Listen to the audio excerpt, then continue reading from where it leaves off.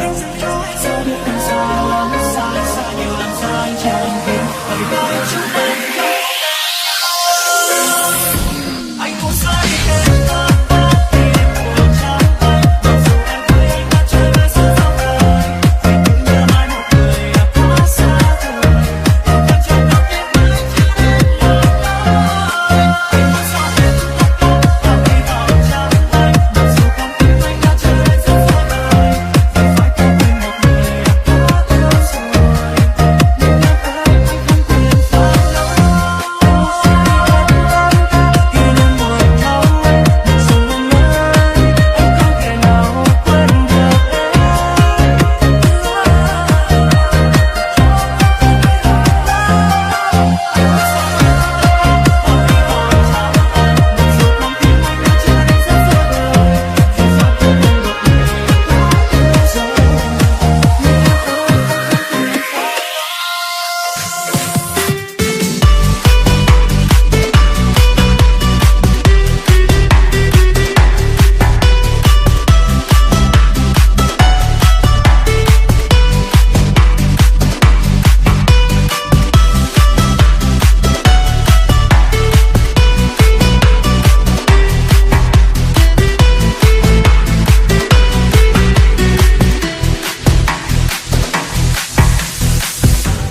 chuyện tình yêu lúc nào cũng thế đi mãi bao năm lê thế mong tìm được ai trên lối về để dành một đời yêu thương trao về nhau không vấn vương chỉ mong rằng ta mãi bên cạnh dù đời còn bao gió sương chuyện tình yêu bây giờ vẫn thế anh vẫn luôn yêu em thôi dẫu em giờ đây đã khác rồi tình yêu mà anh vun vén bao lâu kết thúc khi em nói câu em thấy chúng ta không hợp mình chia tay nhé mình gặp nhau đúng hay sai mà đã chia hai gọi nhau như chẳng tồn tại hợp nhau là do mình thôi luôn sống thứ tha vì nhau tìm được nhau dễ dàng đâu có phải bên nhau một ngày hay 4-5 hôm nay em nói câu không hợp là do duyên số hay sao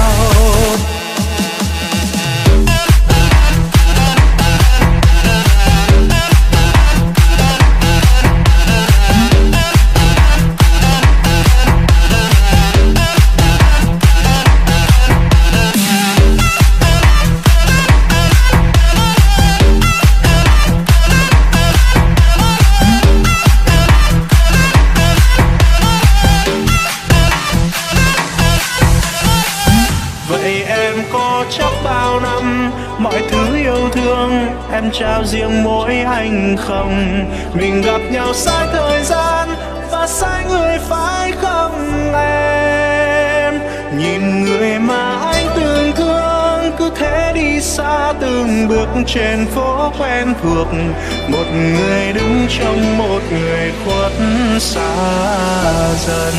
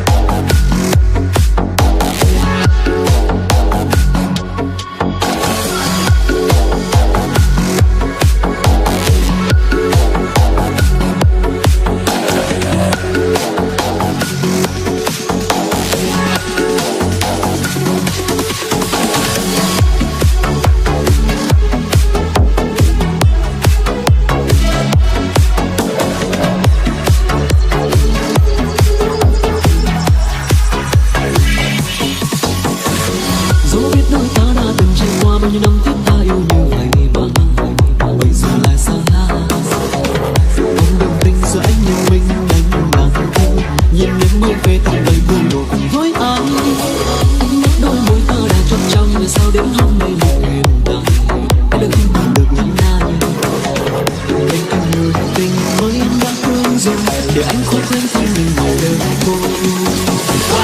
Từng hứa yêu nhau đến muôn đời sau, anh vẫn luôn khắc sâu trong tay ân tình phai màu. Còn gì nữa đâu mà đành buông lời những câu ta phải xa rời nhau nhau kia dần ố bao. Trong lòng buồn mỗi khi anh ngắm vào những dòng lệ rơi, em giờ đang cách kia sẽ chắc chắn không còn cơ hội. Đành vậy thế thôi em tình này vỡ đôi, anh chúc em lúc đầu người yêu. Từng hứa yêu nhau đến muôn đời sau, anh vẫn luôn khắc sâu trong tay ân tình phai màu. Còn gì nữa đâu mà đành buông lời những câu ta phải xa rời nhau nhau kia dần ố bao.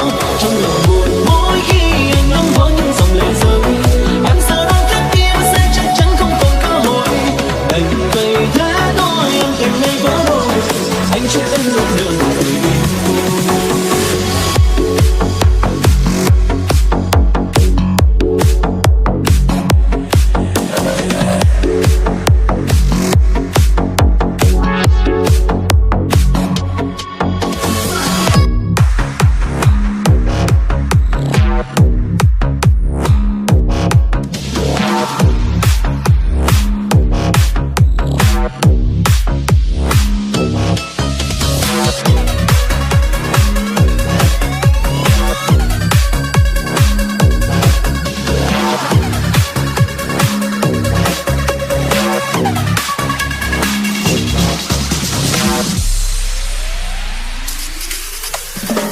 Ngày em cất bước xa đi, con tim anh dường như khép lại, và anh chẳng dám hoài.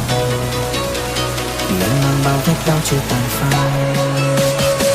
Anh không hiểu ai vì sao, anh không hiểu từ lúc nào em nơi thay đổi. Anh đã và không bận tâm, đã cố gắng gương cười che giấu đi đau lòng. Đừng bắt anh phải nhìn em đang cùng ai với tay trong tay. Hạnh phúc em đã đổi lấy đôi mi cay em có hay. Chẳng lẽ bao nhiêu thời gian ta yêu nhau thay tất cả là niềm đau. Rồi em nói em muốn kết thúc như vậy sao? Em này đã thay đổi tất cả tính cách yêu xưa. Em quên đi bao câu hứa từng chiều nào anh đoán được. Em thay lên người yêu mới em vừa quên anh mất rồi. Người đã đổi thay cách yêu.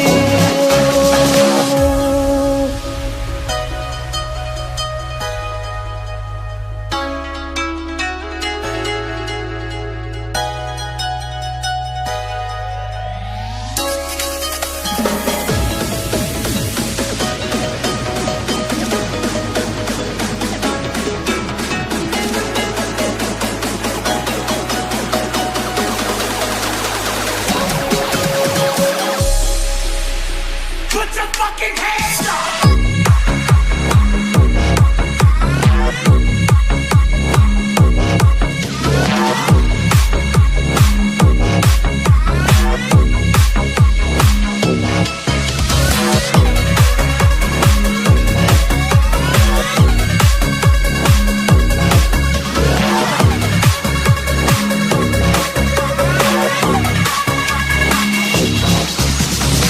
Anh không hiểu ai vì sao, anh không hiểu từ lúc nào em lại thay đổi. Anh đã và không bận tâm, anh đã cố gắng gượng cười che giấu đi đau anh. Đừng bắt anh phải nhìn em đang cùng ai với tay trong tay. Hạnh phúc em đã đổi lấy đôi mi cay em có hay. Chẳng lẽ bao nhiêu thời gian ta yêu nhau thay tất cả là niềm đau. Rồi em nói em muốn kết thúc như vậy sao? Em này đã thay đổi thay cả tính cách yêu xưa.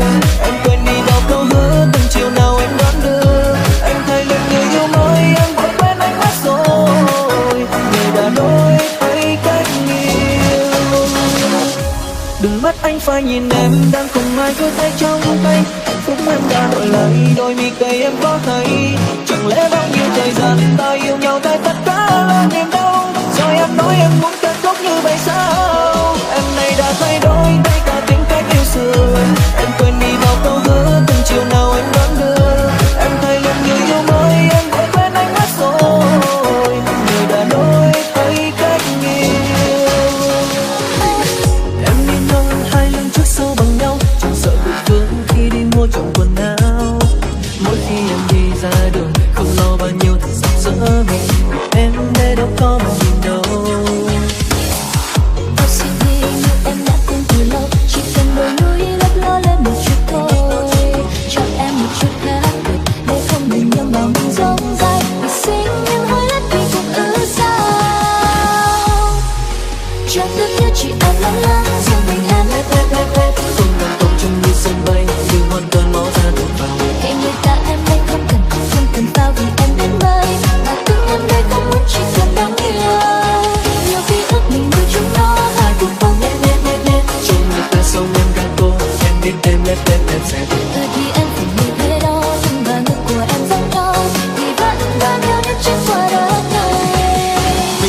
cảnh sang chảnh và đáng yêu. Và một em không nhiều nhưng mà nét đẹp em chẳng thiếu. Chân em không dài, người em chẳng cao nhưng lại khắc vào anh bao rung động để ngóng trông. Baby đừng lo vì em chẳng cần to thì người hay là nho em vẫn thứ đẹp nhất. Mắt thì tròn xe dáng đi thì lật đật, khi mà hỏi có yêu anh không thì cái đầu em lại gật gật. Không như bao nhiêu câu hót bên ngoài kia, nhưng chân tôi mãi chẳng lo sâu cùng bước đâu. Đôi khi thì cũng thấy buồn, nghĩ xong từ sau mình lại thấy vui. Cuộc sinh nhưng hơi lách yêu cũng ư sao. Chẳng được như chị em lớn lớn, riêng mình em lên lên lên lên. Không ngừng câu trong khi sân bay, như hoa cơn lo ra thực nào. Để người ta em tôi không cần sao vì em đến nơi. Mà tức em đây không muốn chỉ cần đáng yêu. Những ký ức mình nuôi trong nó, hai cùng vang lên lên lên lên. Trong người ta sống em gật gù, em biết em lên lên lên sẽ từ từ thì em phải nghĩ thế đó. Nhưng và nước của em giống nhau, Em vẫn duy nhất trên quả đất này. Có một cô gái nhỏ xinh đẹp ôm TV, bạn bè chê cười nói em LCD.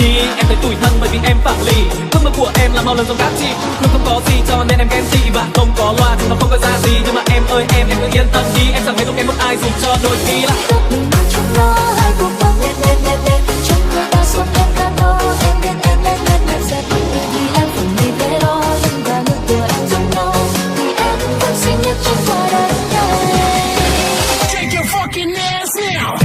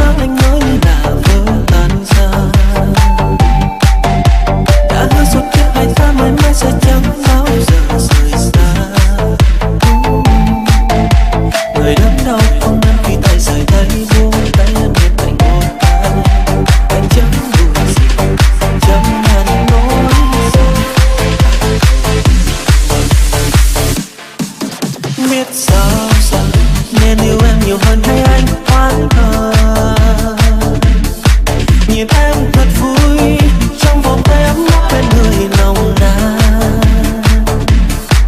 Chẳng khác gì nỗi đau anh như đang tồn tại trong anh. Tận lòng anh chỉ yêu em và chỉ muốn riêng em thôi, nhưng trái tim của em đến nay đã chốt trao anh. Muộn màng hối tiếc ngập tràn lệ đắng môi, em rời xa anh rồi. Ngày nào còn bước bên nhau giờ xa cách tình ngàn sâu, đớn đau nào ai thấu, chỉ còn mình anh và những nỗi đau thẳm sâu. Vì khi ta mất nhau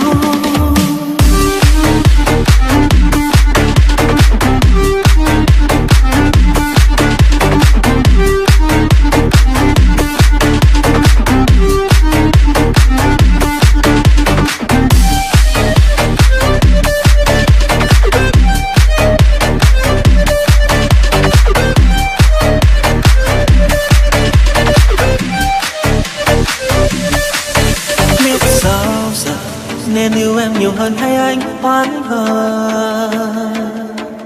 Nhìn em thật vui trong vòng tay ấm áp bên người nồng nàn.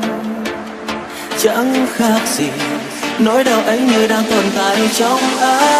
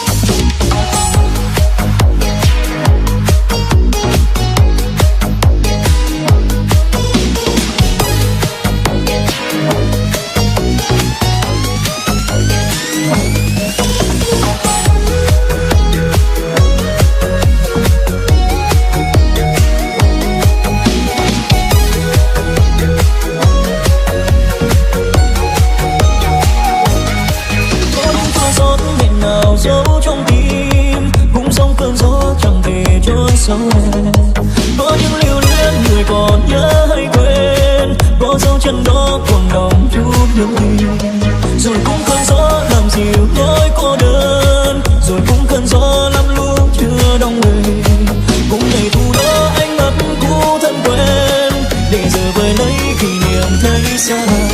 Dẫu trong tim ân tình để nước mắt rơi từng đêm, giữa không gian quạnh hiu cho giấc mơ dài thêm.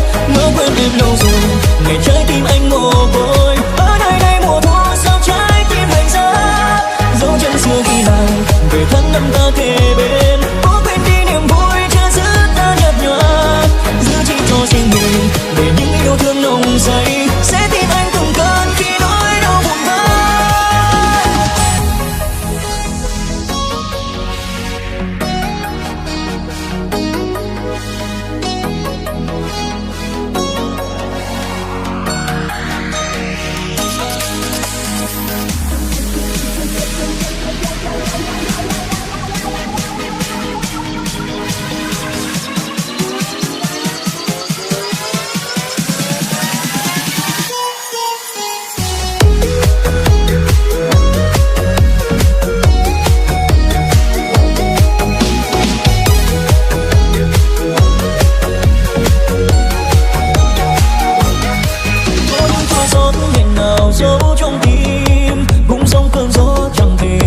dấu em.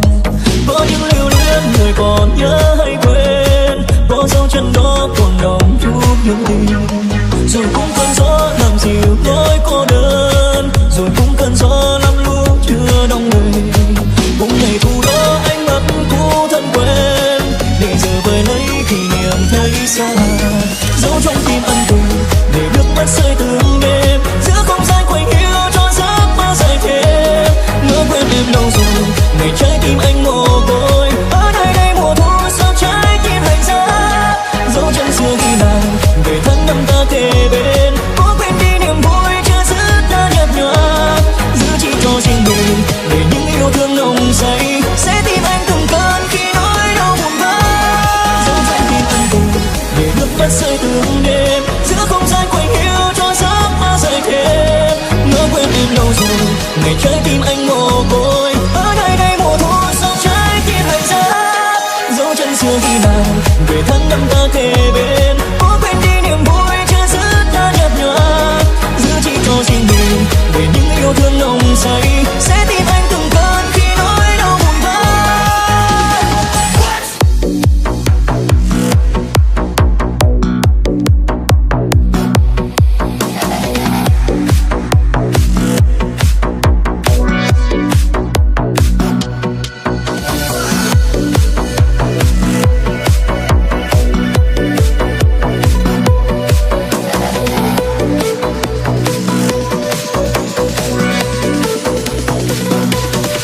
Phải chăng ngày qua ta đã cố gắng,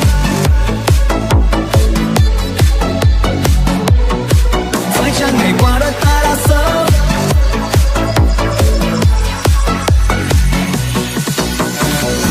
Có phải hai ta đang trở thành người xa lạ, khi giờ đây ta không còn tôn trọng nhau? Có phải hai ta đang trở thành người xưa, khi mà bản thân ta không còn nhìn nhận nhau? Thì em cứ đi nhé em, hãy cứ làm điều gì em cho là vừa ý nhớ. Thì anh sẽ không níu không kéo đâu, vì giờ đây chúng ta đâu còn là gì của nhau. Phải chăng ngày qua ta đã cố gắng gượng ép bên nhau, để rồi tình cảm này mỗi ngày một phai nhạt. Phải chăng ngày qua đôi ta đã sớm những ngày không vui, để rồi nước mắt rơi trên khóe mi. Cuộc vui nào rồi cũng sẽ có lúc phải tan đi thôi, để rồi hôm nay đôi ta sang ngang hai đường đi. Mọi thứ dường như đã kết thúc kể từ hôm nay, nhưng ngày qua ở bên thật bỗng nhiên.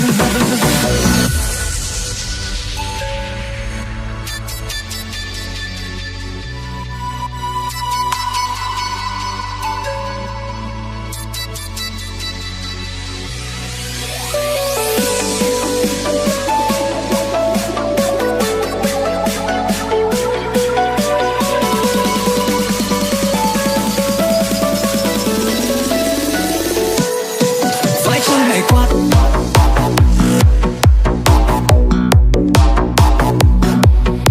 phải chăng ngày qua,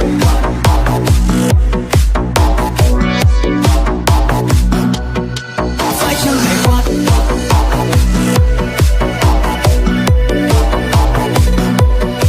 phải chăng ngày qua,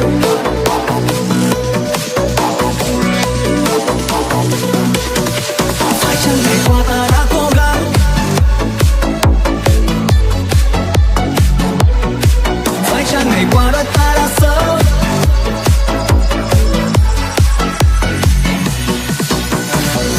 Thì em cứ đi nhé em, hãy cứ làm điều gì em cho là vừa ý nhớ. Thì anh sẽ không níu không kéo đâu, vì giờ đây chúng ta đâu còn là gì của nhau.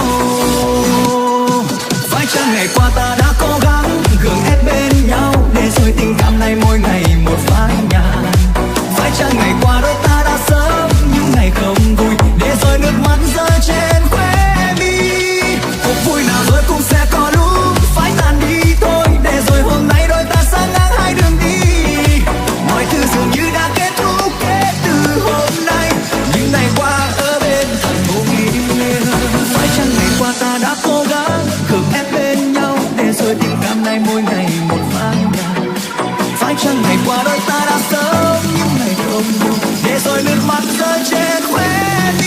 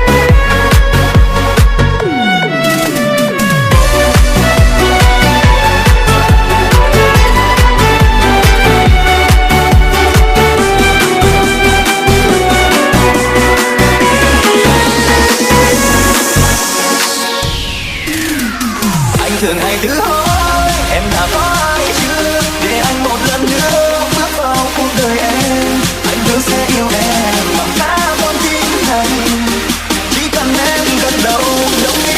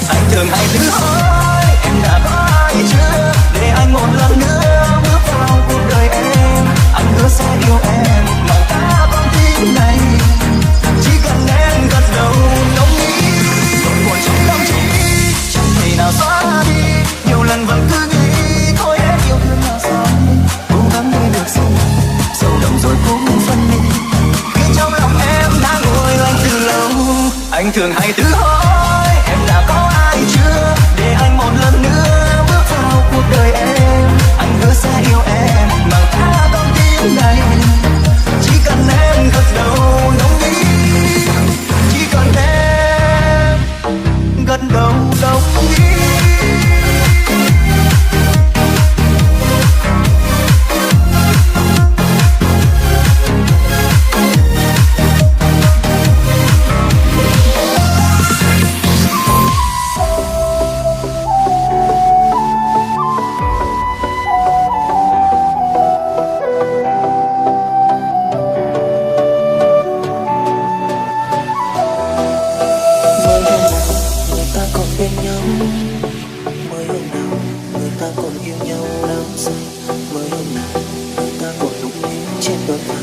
Đến hôm nay người ta buông lời chia tay. Anh cứ mơ rằng hạnh phúc sẽ đến với mình. Anh cứ mơ rằng gặp em là điều may mắn trong cuộc đời. Đâu biết được sự thật vẫn đứng phía sau lưng một mình. Tình qua mây chạy vang đến rồi vội vàng đi.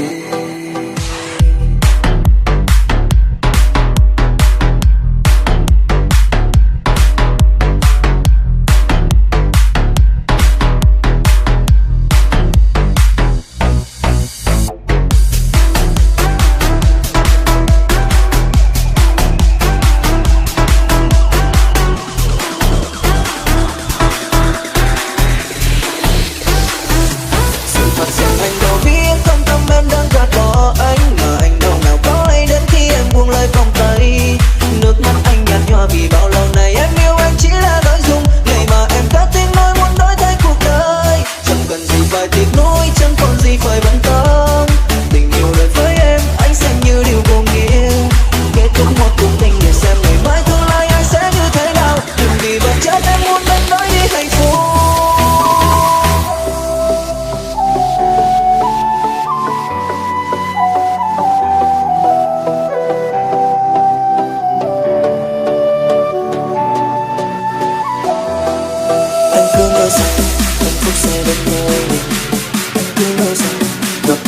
điều may mắn trong cuộc đời.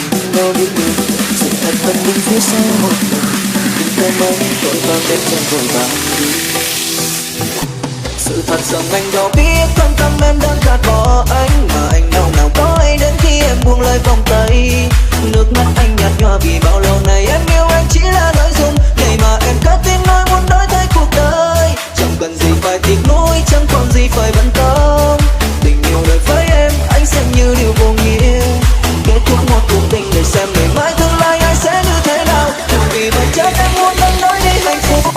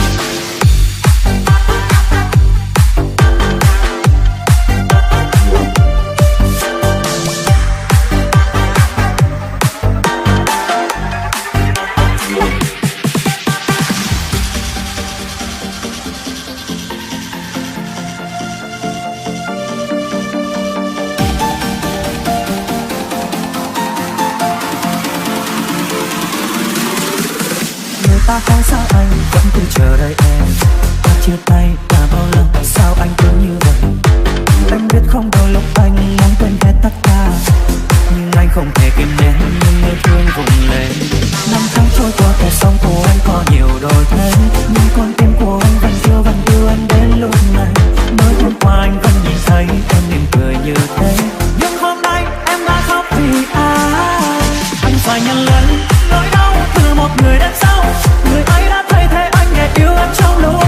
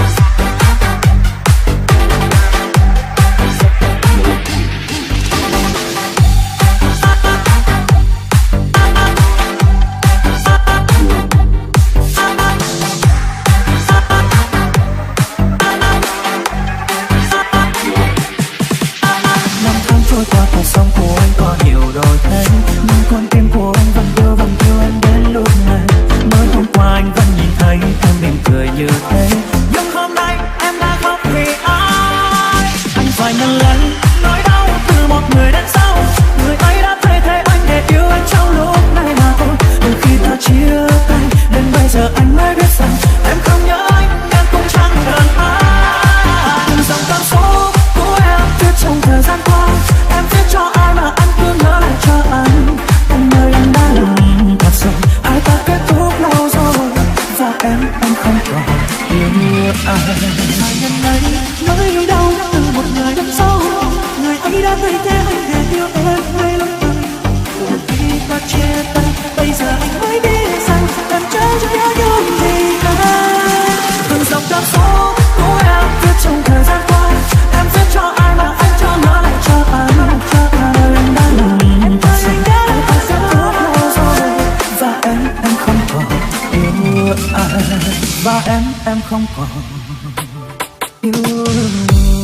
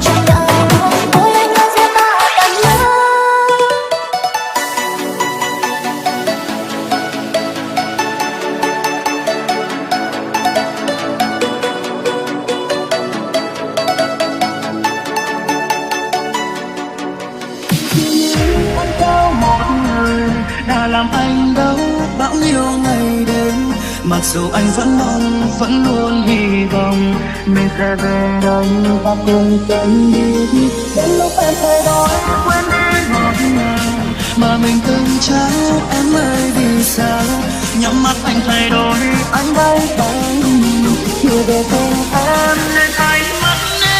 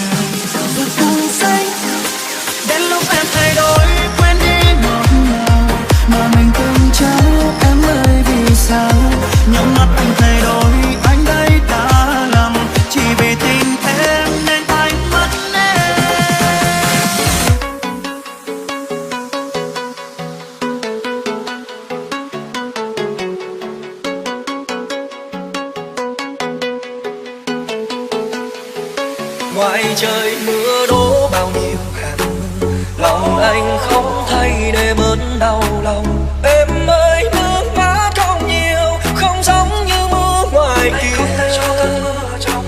Em hãy ở lại, anh xin em hãy ở lại, cho anh bình yên một chút để thấy mặt trời.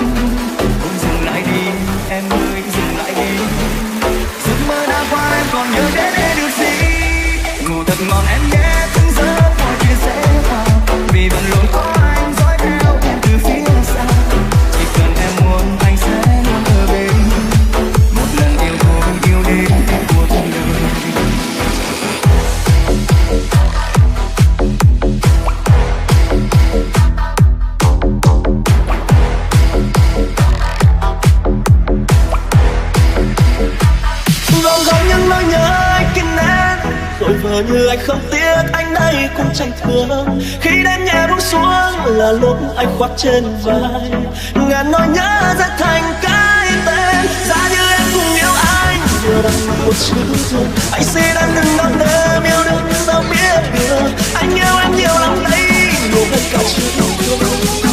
Nhiều đêm nói chẳng có gì sánh đôi.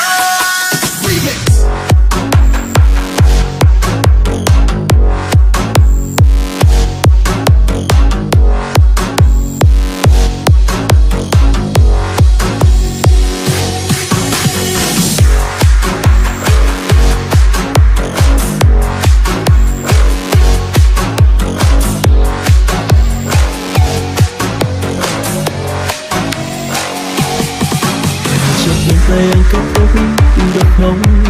Vì em vẫn yêu thương anh ta hết lòng. Dù bên em anh ấy có biết bao nhiêu điều sai, mà em vẫn yêu thương trong sự nhắc lại. Giờ anh cũng đâu sẽ chẳng biết làm sao, đành vội trốn đưa tay gần cố vẫy chào. Gặp nước mắt em hỏi anh nói thì sao, chỉ là chuyện yêu không phải lỗi sân chào.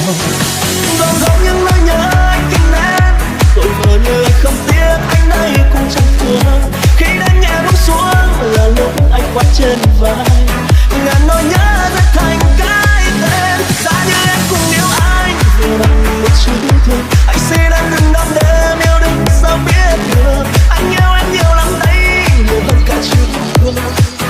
Nhiều đêm nói chẳng có gì sánh được. Người ta khuyên anh nên dừng lại đi thôi, sao cô chắc quá cứ yêu mãi một người, rồi họ nói anh là người thế phai. Nhưng khi yêu em anh chẳng thể là đúng sai.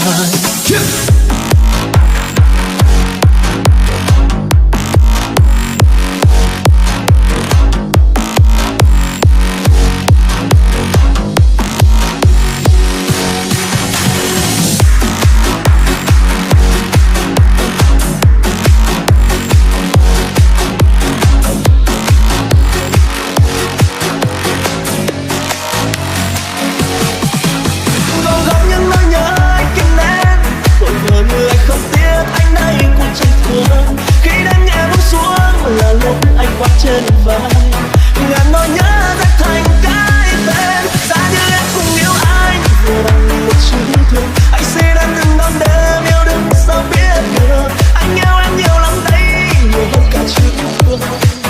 Nhiều đêm nói chẳng có gì sánh được.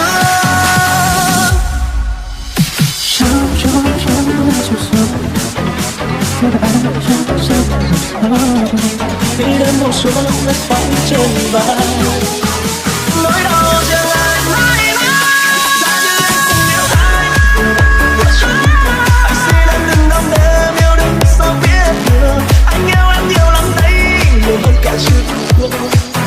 Nhiều đêm nói chẳng có gì sánh được.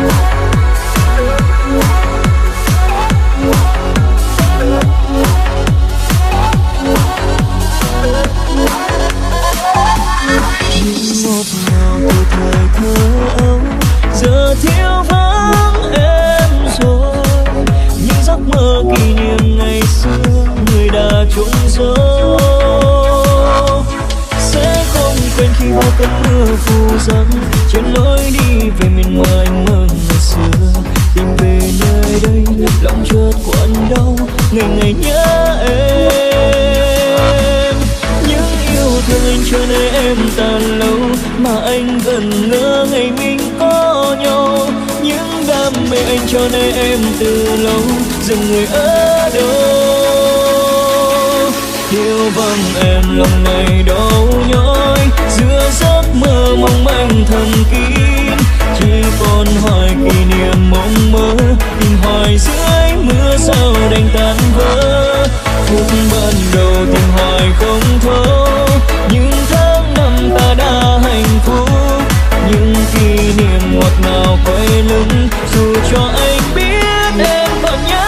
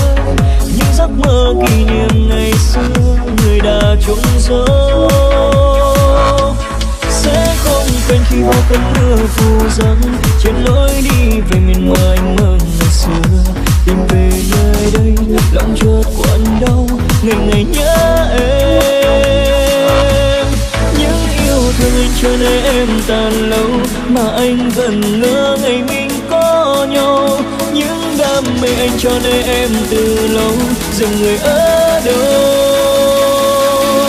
Yêu vắng em lòng này đau nhói, giữa giấc mơ mong manh thầm kín. Chỉ còn hỏi kỷ niệm mong mơ, tình hoài dưới mưa sao đành tan vỡ. Phút ban đầu tình hoài không thấu, những tháng năm ta đã hạnh phúc. Những kỷ niệm ngọt ngào quay lưng, dù cho anh biết em còn nhớ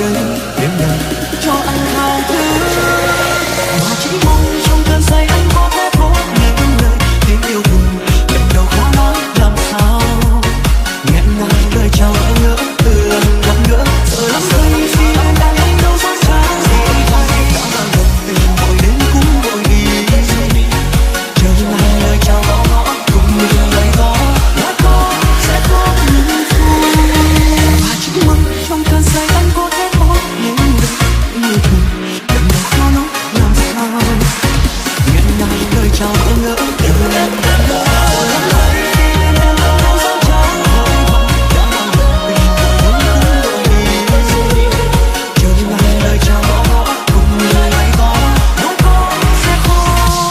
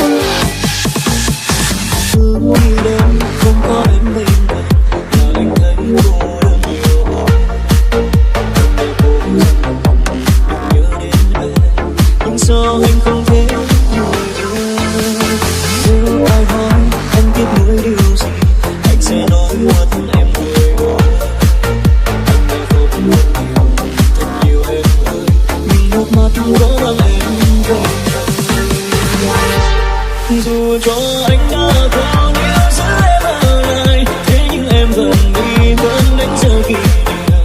Dù cho anh mang lần lối nhưng nào anh dám tin rằng chúng ta phải rời xa nhau. Cầu mong em sẽ hạnh phúc nơi Chúa sẽ bên người, và xin em hãy nhớ lấy luôn có anh nơi đây. Anh sẽ cố thúc em mãi luôn yên bình và sẽ không còn cô đơn như ở bên anh.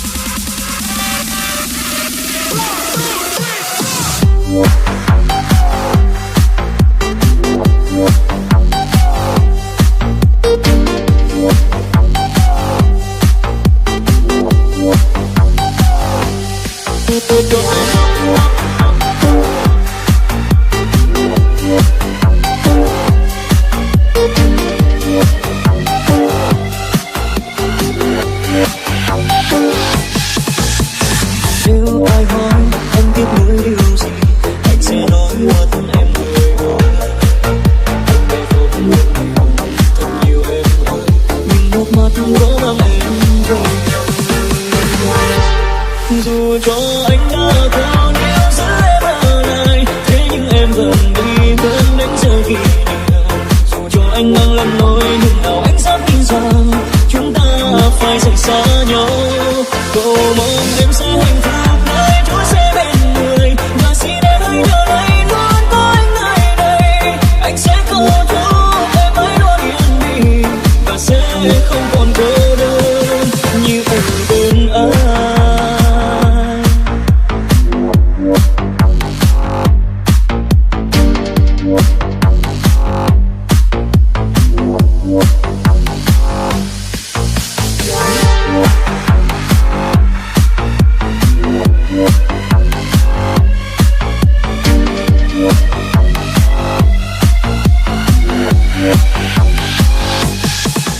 chẳng còn trong cơn mưa anh đi gió bao lại có môi cùng thân ngây thơ như là quanh mặt lại nhìn thời gian nghe tâm không trôi qua cơn mơ vì anh chỉ em sẽ luôn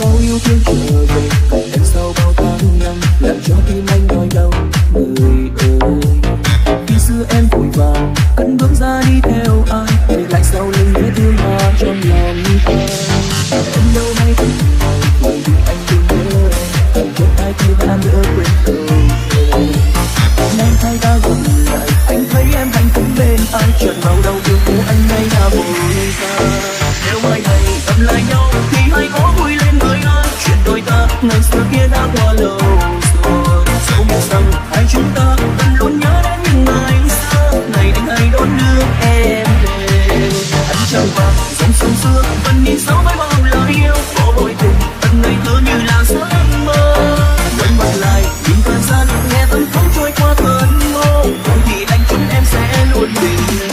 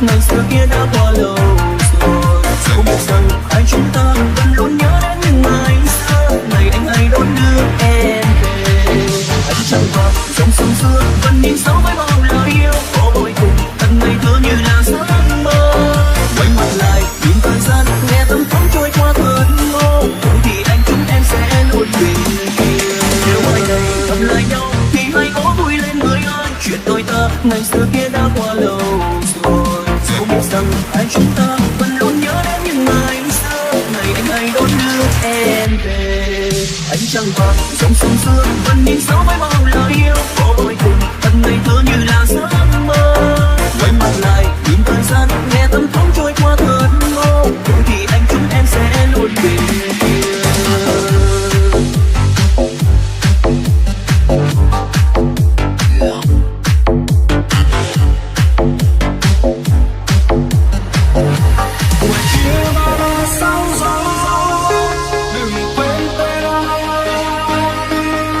Đừng quên đôi môi anh nắng hay giọng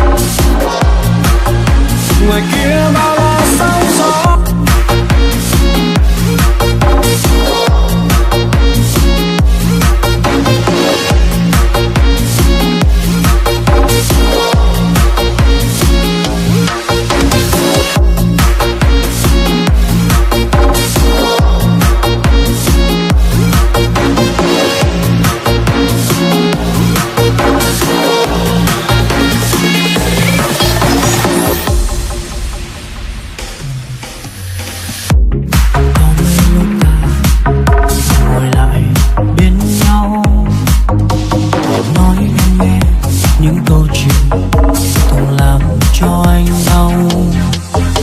Cố cắn đôi môi để kể lý do tại sao như thế này. Sao em ngồi nơi đây còn hồn em bay. Thế giới bé thôi không to được bằng đôi mắt em. Khóc em ơi hãy để lên vai này anh gánh vác thay. Ngày nắng quanh năm chẳng sao mà ngày mưa chỉ một ngày. Chỉ một ngày mưa như thế mà em đã buông tay. Ngoài kia bao la sóng gió, đừng quên tên anh, Đừng quên đôi môi anh mắng hay giọng nói trầm lặng.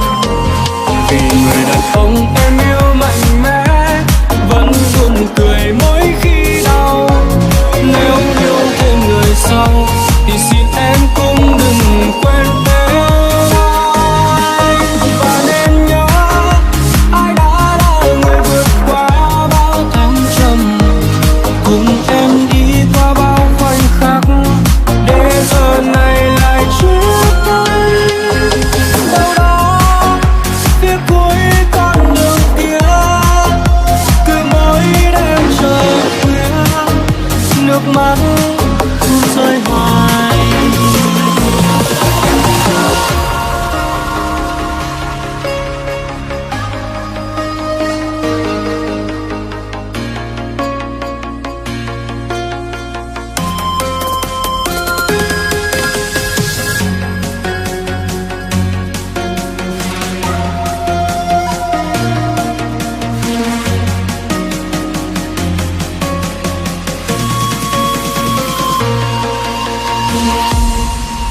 Ngoài kia bao la sóng gió,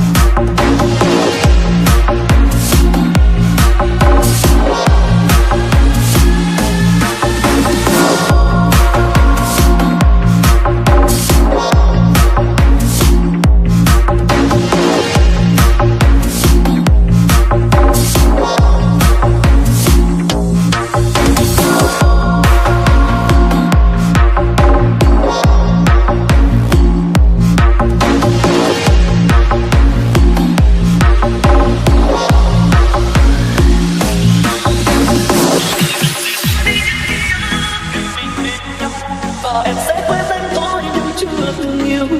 Đừng bận tâm anh nơi đây, dù thời gian có đổi thay, anh vẫn mong em hạnh phúc cả ngày. Phải làm sao khi không có anh kề bên, giọt nước mắt em lại rơi.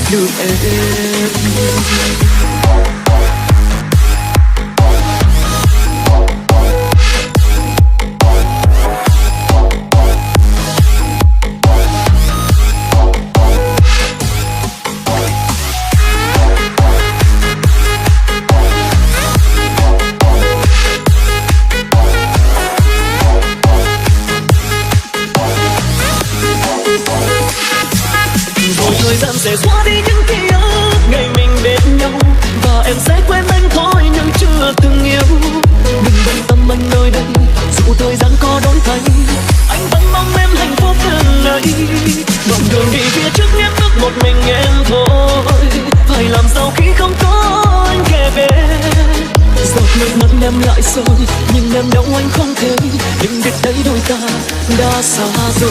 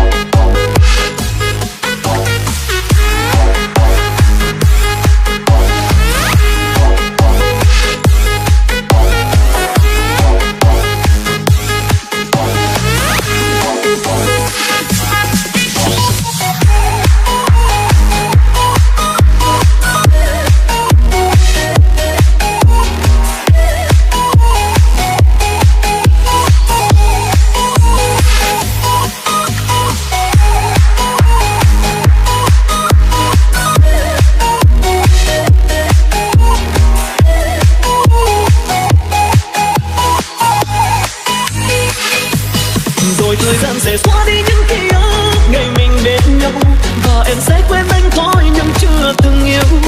Đừng bận tâm anh nơi đây, dù thời gian có đổi thay, anh vẫn mong em hạnh phúc từng ngày. Đoạn đường đi phía trước nhé bước một mình em thôi, phải làm sao khi không có anh kề bên. Giọt nước mắt em lại rơi, nhưng em đâu anh không thể, nhưng biết đấy đôi ta đã xa rồi.